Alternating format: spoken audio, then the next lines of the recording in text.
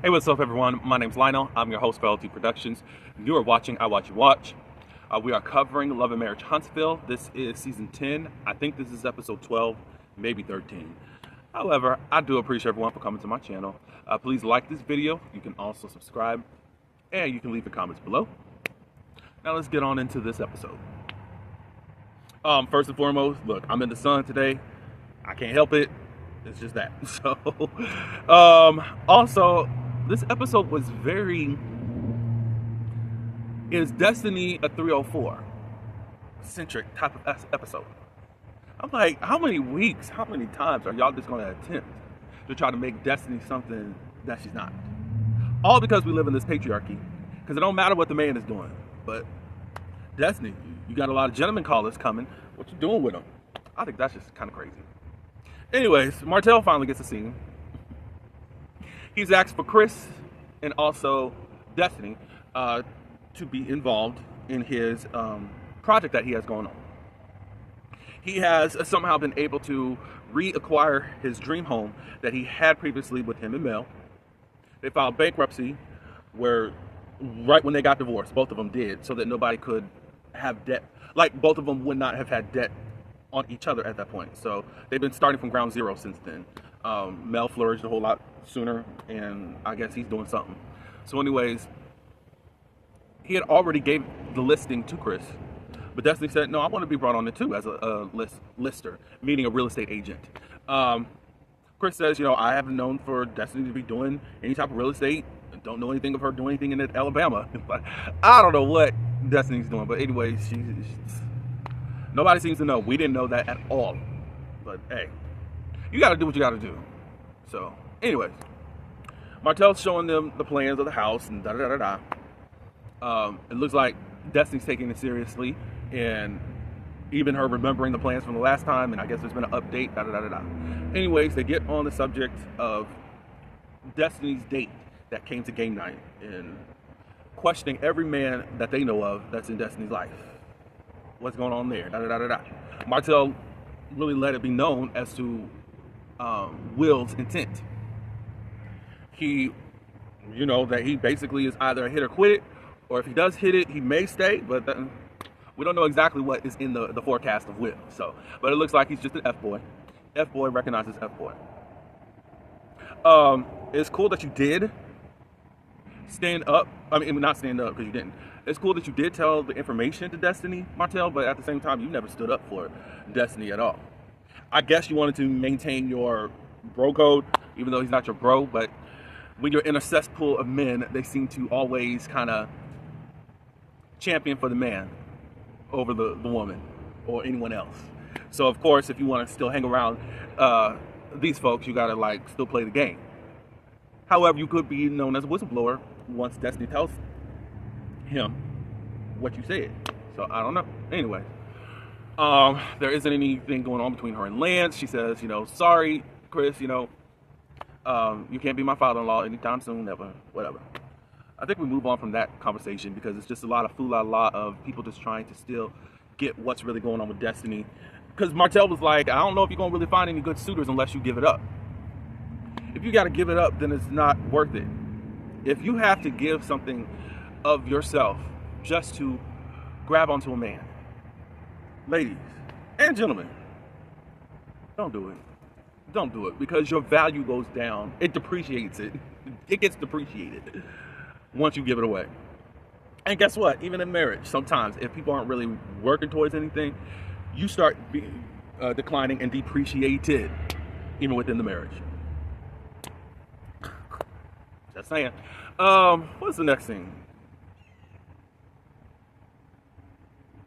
Well, it's Chris and Nell. I think again, it's very Chris and Nell heavy. Anyways, we're back at the house. Lance comes over. Chris is there and all that. Big Chris. They were going over. Chris is trying to get property, the right property for Nell to put her brick and mortar in, which she's trying to open up a boutique called Posh and Pretty. Her grandmother used to call her Pretty all the time. I guess kind of dainty like. So you know what to expect up in this shop. Probably a little bit more bougie type of attire. So bring your coins, y'all. Lance stops by. He talks about Little Chris. He has rehired Little Chris to work at his construction company. It's better than before, but also Chris is wanting to negotiate his pay. And Lance is just like, well, you're not really qualified to actually get any more pay. You don't have the qualifications. I say right now, Chris, see if you can start doing what you need to do. I don't know if you need to take some classes or whatnot, but work for it. I'm glad that Lance is not in the business of just trying to excel people because I know them or I'm familiar with them or you're in my blood.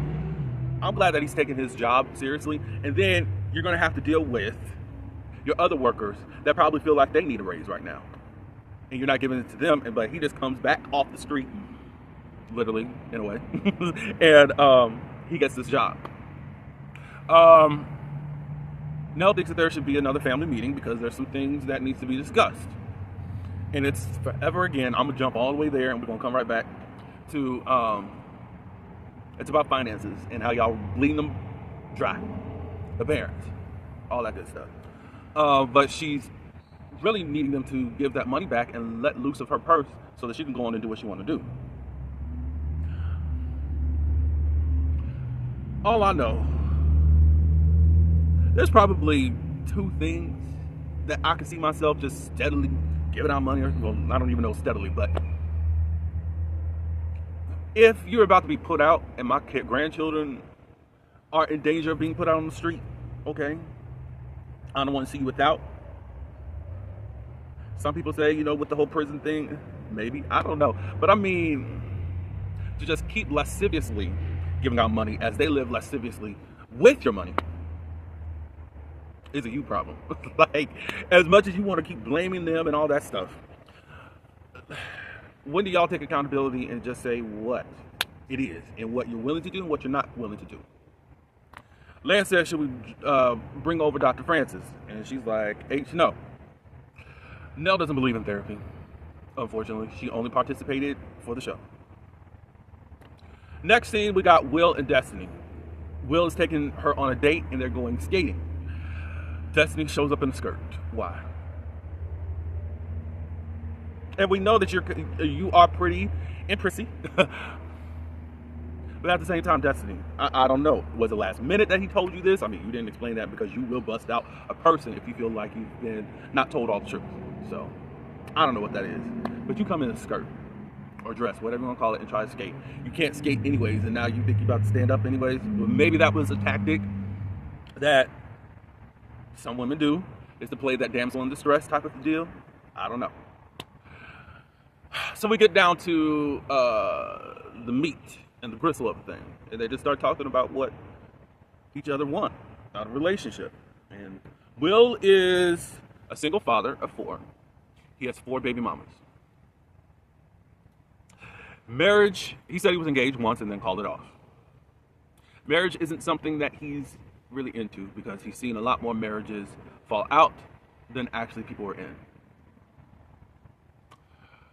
That's all you need to know, Destiny, especially if you wanted to build a future with this person. So both of them tell on each other about what they've heard through the grapevine. Destiny talks about the whole situation with you wanting to hit and quit. He talks about, which I don't think that it's true. He says that Destiny lied, which he'll talk about in the next scene. But he was saying, we know that he now knows Will, and they've known each other, I think, since the early 2000s. So I said, Lord. So that was a lot of shock. Because it's like now all of these men know each other that she's trying to date, to get to know. And that's what Destiny told Martell and Chris. I'm just trying to get to know them. I'm not trying to, no. But anyways, Destiny, I think it was great that you did not have sex with them. Because you know what type of conversation that would be going on. If they knew that one or all of them hit. So, Will knows Twan. Lance knows Twan. Lance knows Will. That's a lot going on. Ken knows. It would be a lot. No.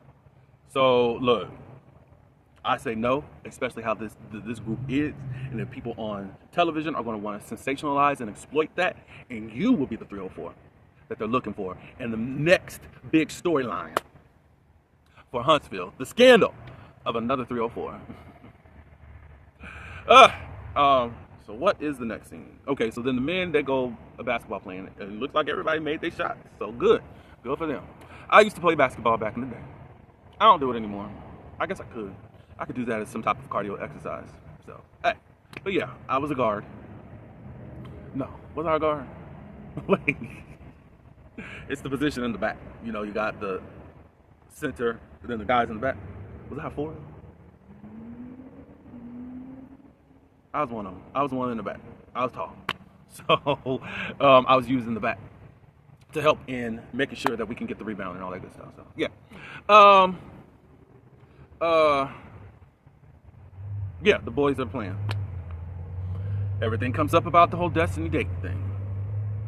Will feels like Destiny lied about the whole Twan thing because he said that he talked to Twan prior to with Destiny. I haven't heard Destiny change any of her story. It's been still more on the business side. They said that they kind of like each other, or at least find each other attractive. They haven't went on any dates or nothing, so what's up? And Lance gave the permission on, or at least saying, I'm fine if you guys date or whatnot. What's the issue? What are you talking about? She lied. She didn't lie. Do you want to make yourself look not as crazy as you are? Is that why you're trying to make it look like she trying to do stuff or whatever? That's when Will tries to get on Martell for telling Destiny about him wanting to be an F-boy, hit it, quit it. And in his confessional, he's like, well, that's my girl, you know. I wanted to keep it 100. So that's one little inkling of quality. This episode, it'll change. That comes out of Martell. So maybe he does care a little bit about Destiny, but there's a lot of times you do a lot of stuff to make her look a certain way. Just saying. We're done with that. And now we are at the Fletcher's home for their next dinner. And it feels like it was very plot driven. 75% of this whole dinner was about Destiny. And 25% is what we always keep hearing about how the women, the children, especially the boys, seem to be, got their hand in the cookie jar a lot. So the woman that Lance brought to the game night, Kira, has been invited by Lance. Nell says that she didn't know. She probably didn't. I'll give it that. Cool. She's making herself quite at home. Now, I didn't know that was the same girl that was featured the other night. All I will say that the hair you got in this episode is a lot better, Kira. Keep that. The other one, no. They talk a little bit about Destiny. This is pre-sit down a little bit. Nell tells the ladies that are in the kitchen, Nell had everything catered, Kira said, well, I caught, when I came to the game night, that I caught Destiny kind of eyeing me during that time. And then Nell said that she caught Destiny in the neighborhood, parked outside after that whole event.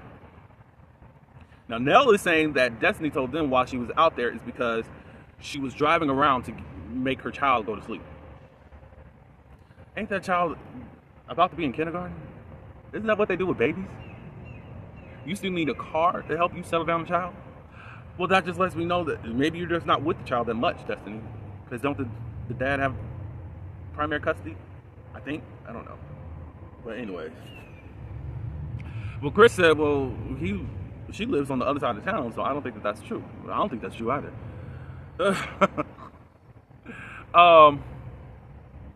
So Kiara, who is thirsty, and I think really wants to be on TV. It's cool. She ain't done nothing drastic or whatever, but hey, look, hey.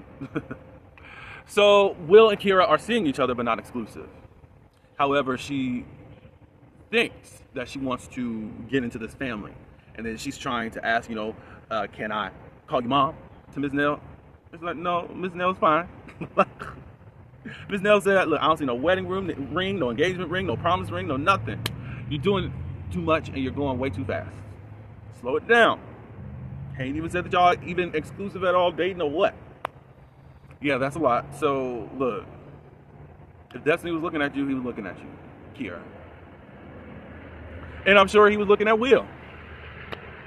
They just didn't tell it that way. Whatever. So Kiara sits down, and Destiny's brought up again, because Twan was also invited too. Twan ain't never been to a family dinner, but now in this episode. since it's so Destiny-centric, he's there. House sweat. She says, well, you didn't tell me about Destiny coming over. Well, y'all not exclusively dating. You can't even call him your boyfriend. Y'all just talk and probably do other things. But nobody's got your sexual palate on display. So Lance said, look, we had a 10-minute cordial conversation. That was it. I didn't know she was coming by, all that good stuff. Lance, I don't think, keeps up a lot of ish. It's the people around him that does. That's what I've seen thus far. As far as not trying to really dog out Destiny, I've seen that consistent. What else? Little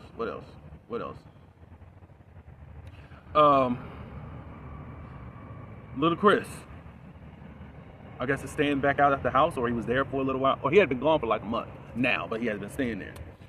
He said that before he even came back to the house, that he was sleeping in his car for like a couple of nights. But let me back up, because he said something else about he's doing everything for his child. Little Chris, I just want to say, really? I don't know what happened, but you're living outside of your car. And of course, she probably has her mama. But all I can say is do better. Whatever happened, happened. Maybe he got kicked out someplace. But yeah, a father shouldn't be caught without a roof over his head. Things happen. Circumstances happen. But yeah. You know what I mean. Big Chris does now, not interject, but now just says a little bit about commending him that he more like waited to try to come, because Chris was like, look, oh no, he commended, he just wanted to speak on that a little bit more, like, why did you wait to come inside, to actually ask for a place to lay your head? And he was like, well, I know that we, and I'll just speak for me, ask a lot from you guys, and you just get to the point where you just know that you got to do some things on your own. And that's what I was trying to do, even though it didn't work out the way that he wanted it to work out. So Chris did commend him, like, oh, I'm glad that you guys are recognizing that, you know, we do help you in an extreme way. I don't know how this conversation went left the way it did. Nell is feeling some type of way towards Chris, Big Chris, because she's thinking that he's trying to put himself in this saint, good father type of way, and it's her that got a problem with y'all and all that stuff, with borrowing and giving out money and hearing all that. And he's like, no. There's been times where I told you no, that we shouldn't do it, but you still did it. And then she was like, wait a minute, Fletch. I'm paraphrasing. The times I didn't want him, that I actually went on and did something, it was for the prison stuff. I don't want to see my baby in prison and something else. So back up from that. Lance jumps in because now it seems like you want to attack Big Chris, and he tries to defend him. And Nell said, Chris is grown. That's my husband. He's been living with me for 30 years. He can speak for himself. Why are you jumping in? So then all of a sudden they're slamming on a hand on the table by Nell. Like, I'm the one that's really suffering here. There's things that I want to do. You guys owe me. Lance said, you know, there are some things as far as what I still owe you that was pre you setting the boundaries. But obviously there is a problem. Y'all ain't paying it back so fast. Now that's kind of messed up though, a little bit, Lance, at how I know that she wanted some other construction stuff done. Now, I probably negotiate. Okay, if you want my time for my business, then deduct it from what I borrowed from you guys. But however, it's still not fair. You still owe debt. And she's requiring of your services or whatnot. But Nell did ask for a discount too. You know, she wanted some things done at the daycare, whatever. Nell gets so mad that she ends up walking out and going into the bedroom. I'm not understanding it all, but it just seems like either people are still asking for money and they're giving it over past these boundaries that they set, or whatever set beforehand, whatever happened prior to that, they still ain't bringing in the money. And they're like, look, give me back my money and we'll be fine, you know? So I don't know. If y'all can decipher a little bit more about that family dinner, cool. I just feel like it's so unfair at how they're trying to make the Destiny be. They're trying to make her this Jezebel whore. And I don't think that that's cool. Anyways, I appreciate everyone for coming to my channel. I think I got everything. Like this video, subscribe, and until the next one, peace.